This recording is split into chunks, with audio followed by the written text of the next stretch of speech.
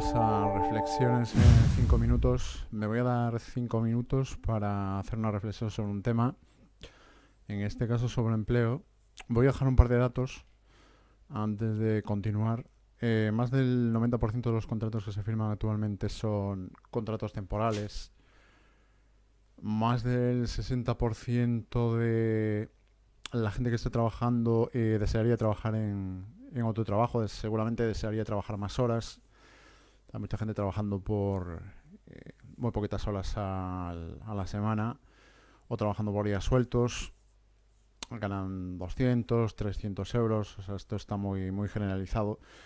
Este es el paradigma del empleo nuevo. Hay que agradecérselo al actual gobierno.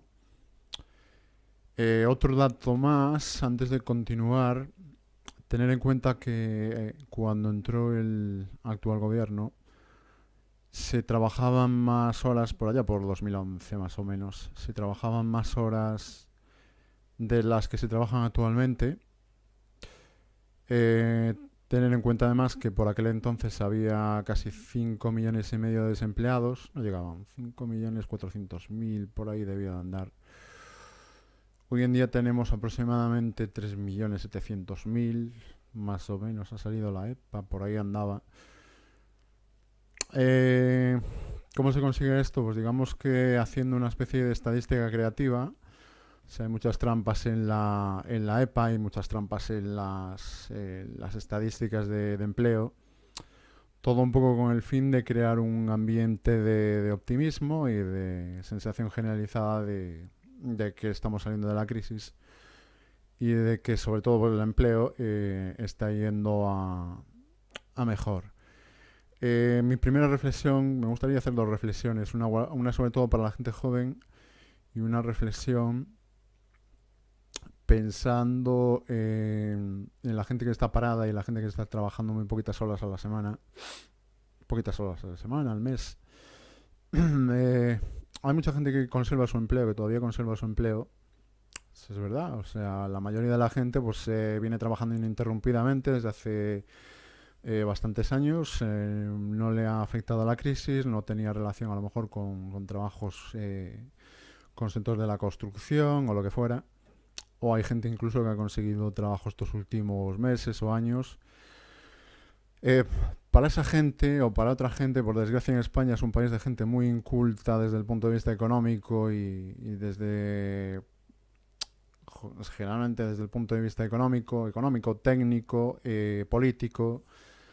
Es muy fácil engañar a los españoles, no hay más que verlo, es decir, están utilizando desde la política, utilizan a los más media, a la prensa, a la radio y a la televisión para engañar a la gente y crear, insisto, esa falsa sensación de optimismo. Lo que se consigue por un lado es invisibilizar al parado. Se consigue que esa parte de la población, que es mayoritaria, es decir, esa parte de la población pues no quiera saber nada ya de la crisis, pues porque se lo creen, entre otras cosas, porque se creen que estamos saliendo de la crisis, esta especie de salida en falso, que no es salida, insisto, con los datos en la mano no hay salida ninguna de la crisis, sino una vuelta, como mucho, una vuelta a la normalidad de hace 15, 20 años, pero la gente se lo cree. Y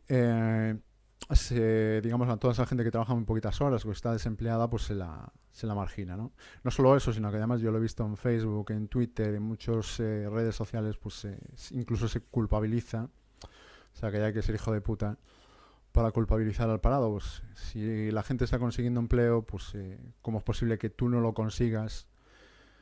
Pues eso está pasando. Digamos que incluso se les llega a culpabilizar, ¿no?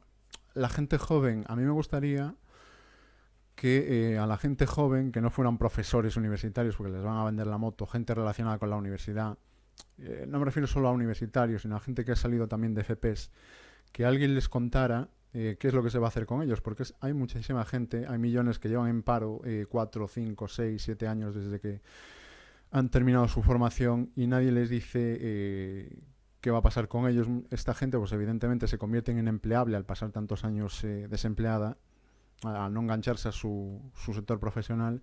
Entonces nadie les está diciendo nada. Hablamos de más del 40% de personas desempleadas Entonces, me gustaría que alguien de la política pues saliera y les explicara un poquito qué planes tienen para ellos, no simplemente darles unas migajas a las empresas que ya estamos viendo que no valen para nada. Pues esto es todo.